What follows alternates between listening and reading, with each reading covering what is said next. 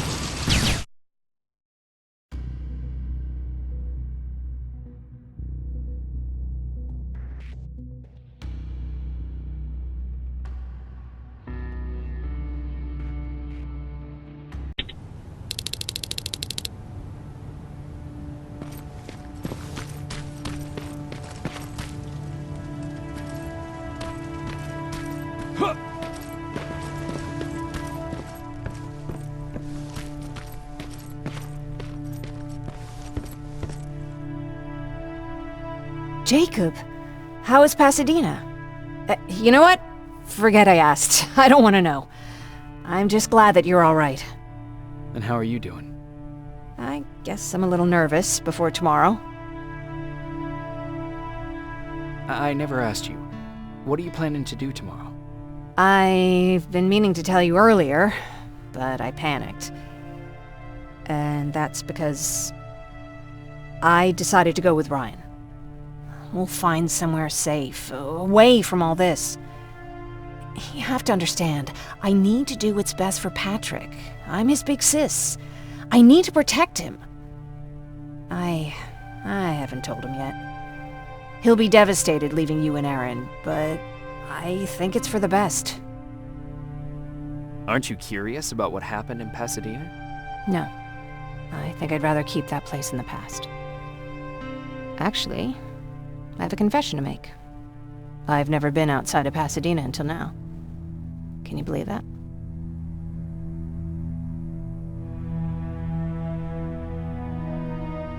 Pretty weak for a scavenger. I know, right?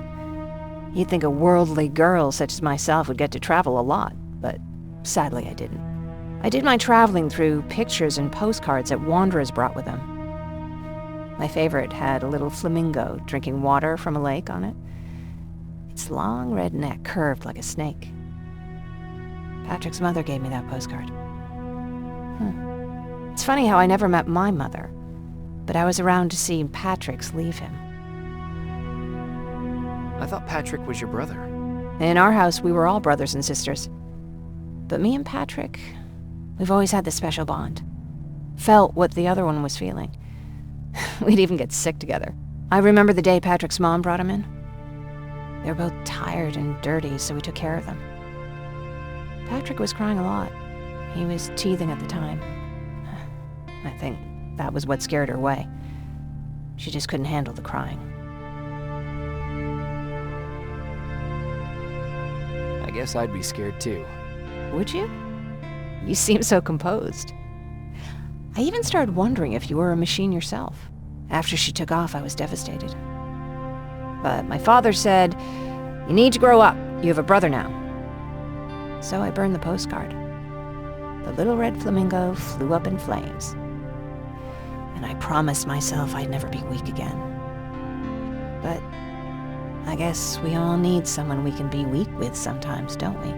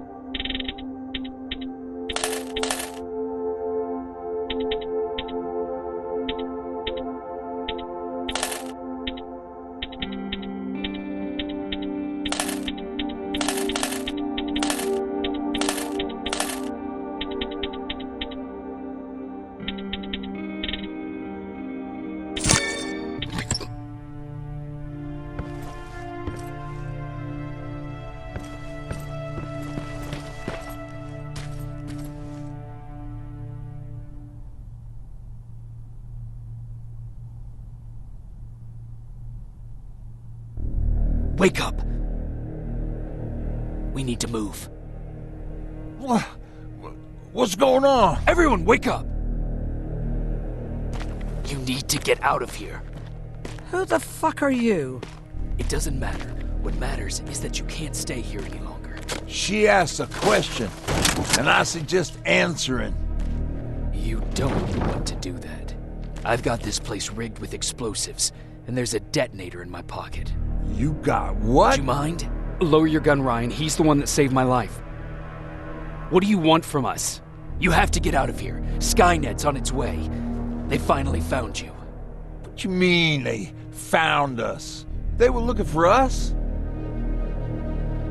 Not for you. For him. He's essential to winning this war. Skynet knows that. That's why they've been following him for months. I have to make sure nothing happens to him. In a couple of minutes, an infiltrator will walk in here trying to kill him. I can't let that happen. We have to bury that Terminator here once and for all. All right, everybody, you heard him. Let's get moving. I'll get the bus ready. There's no time for that. There's a passage here. It will lead you out. Use it. What was that? All right, everyone, get out! Jacob! Give me that. It's the same one. It's the same model. Leave! Now! How the hell's he still alive? Go! Go! Go! Watch out! Don't just stand there! Run!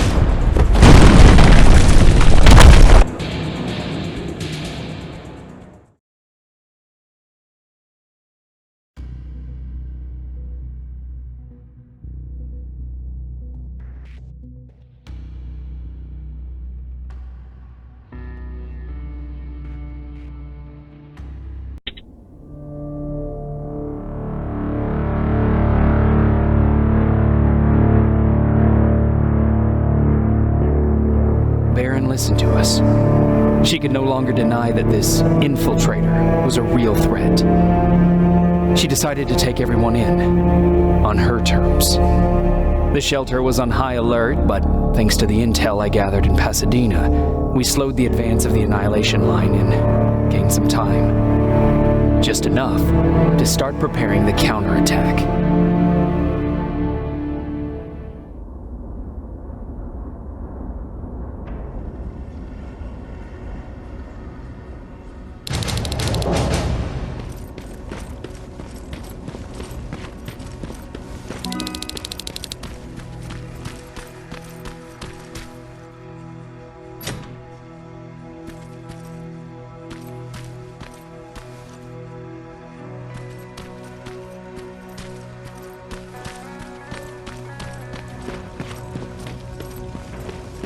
Sergeant, at ease.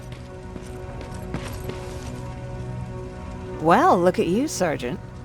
When you helped us in Pasadena the other day, I was trying really hard not to panic because you were only a private. Sorry for underestimating you. I guess I should salute or something? How's Patrick? Every day a little better. Aaron says he'll be back on his feet in no time. She's done a great job with him. I wish I could repay her somehow. It just doesn't seem that she needs anything.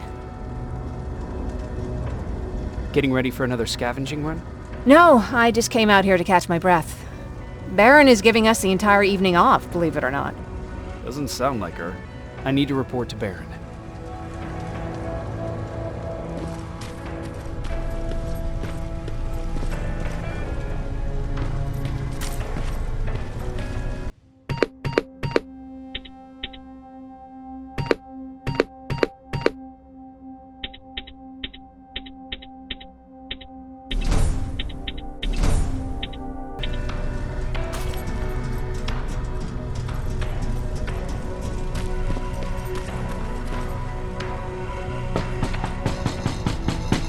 Rivers, DN 46890.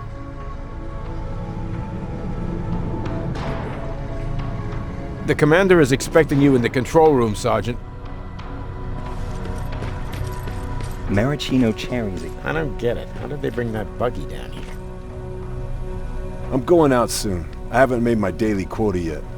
I still have 3 more rats to catch. If you see one, let me know, okay? Hey, I'm just catching up with Mark. I'll get back to work in a couple of minutes. You won't tell, right? But no, seriously, you won't tell, right?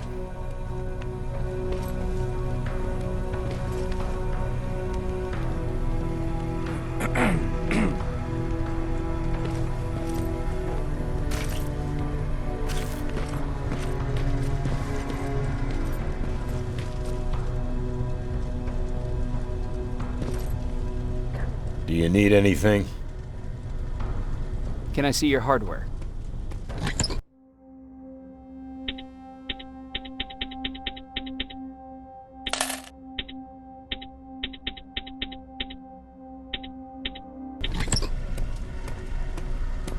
Do you need anything? Can I see your hardware?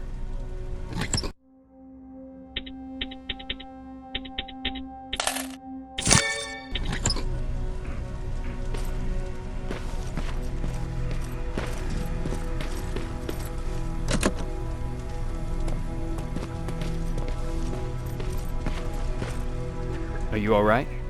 Me? Honey, I'm about the most well-adjusted person in this goddamn place. It's the others you should be concerned about. You mean Ryan? Ryan ain't so hot either, but that's another story. How's Patrick doing? He's fine, but it wouldn't kill you if you checked on him yourself. Jennifer? I'm worried about her. I'm the one that asked Baron to give her team a little break. Jennifer's been busy scavenging supplies for the soldiers, and she hardly had time to see Patrick. And now she's finally got a day off. She's avoiding him like the plague. Is there anything you need? No. I have to say the Resistance is pretty well supplied. Don't tell me you miss running errands for me.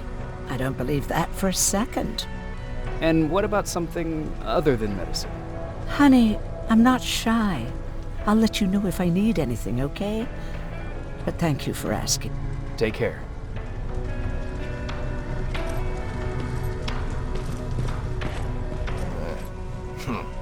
It's getting more and more crowded in here. Alvin lost his Spider Scout again. Man, I saw it crawling through the shelter earlier. Almost gave me a heart attack.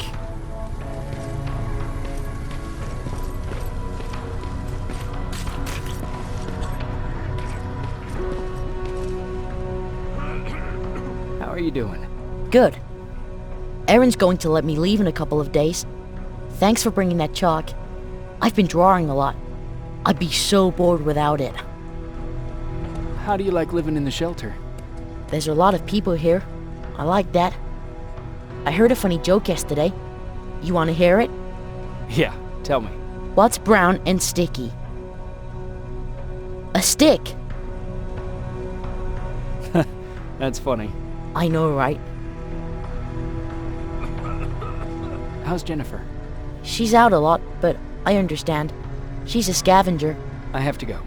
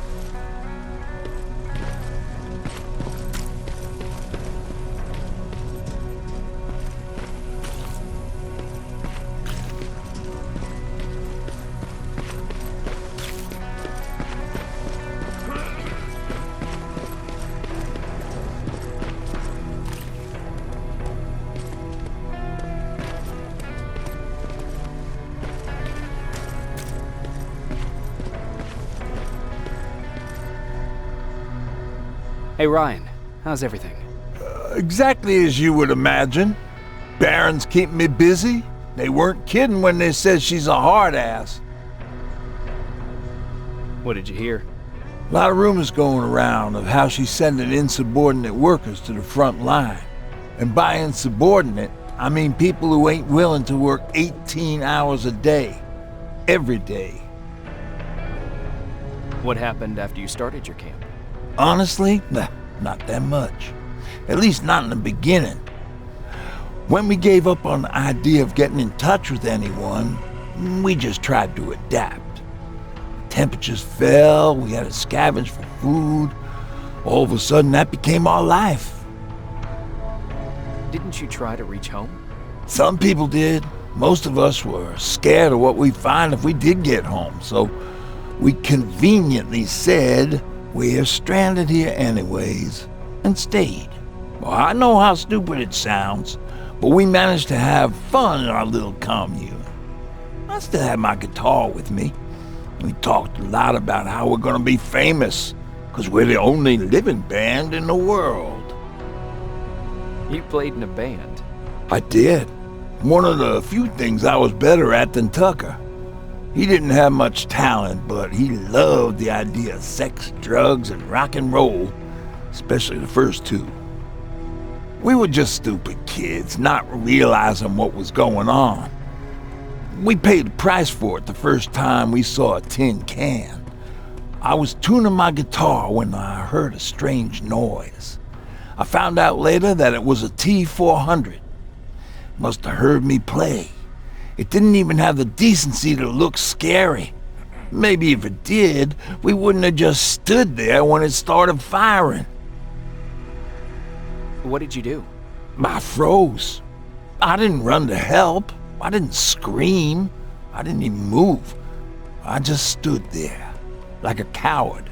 The tin can got Tucker with a single bullet. Bam, just like that. 7 other people died before we finally destroyed that thing. Ironically enough, I was the one who delivered the final blow. Safe to say, it was the beginning of a new era.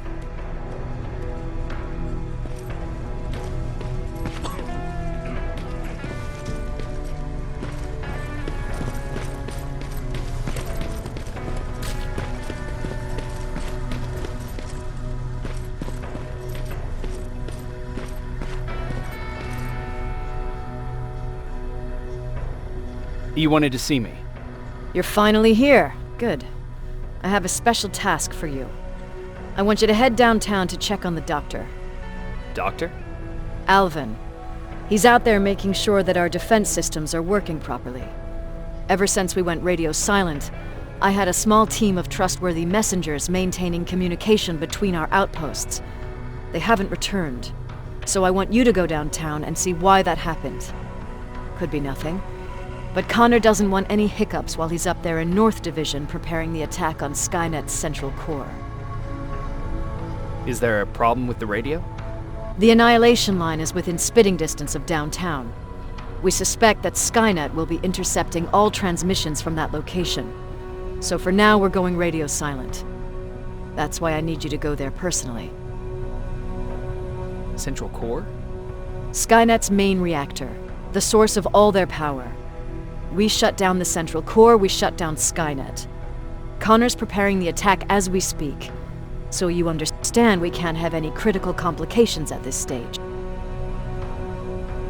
If you don't mind me asking, how did you end up here?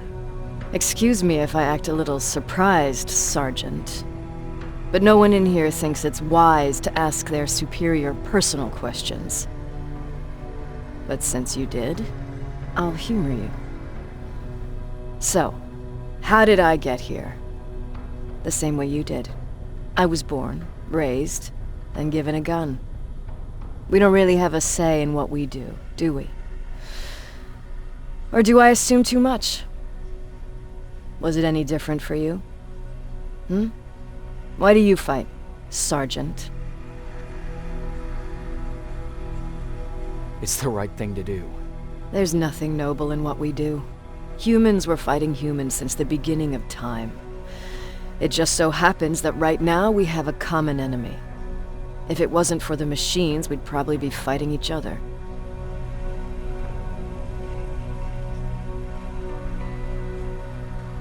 If that's how you view humanity, Are we even worth fighting for?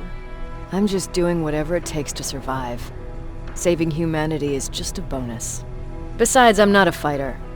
When I go out there in the middle of the night with my Westinghouse, I'm not looking for a fight. I look to seek and conquer. I'm not a fighter. I'm a bully.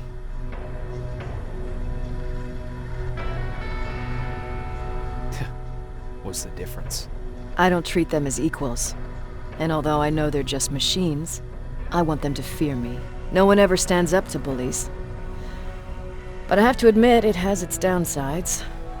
One of them being that no one ever asks me a personal question. At least not since Perry died. So congratulations, Rivers. Takes guts to stand up to a bully. I guess since your promotion, you got a little more cocky. Good for you.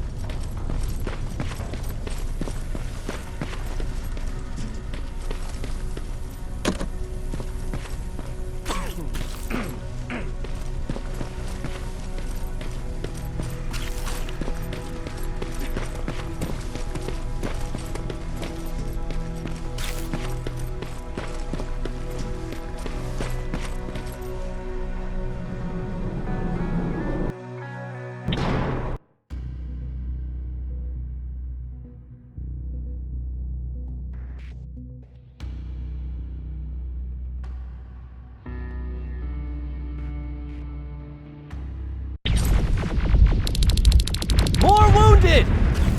We need a medic over here! I'm telling you, I saw something.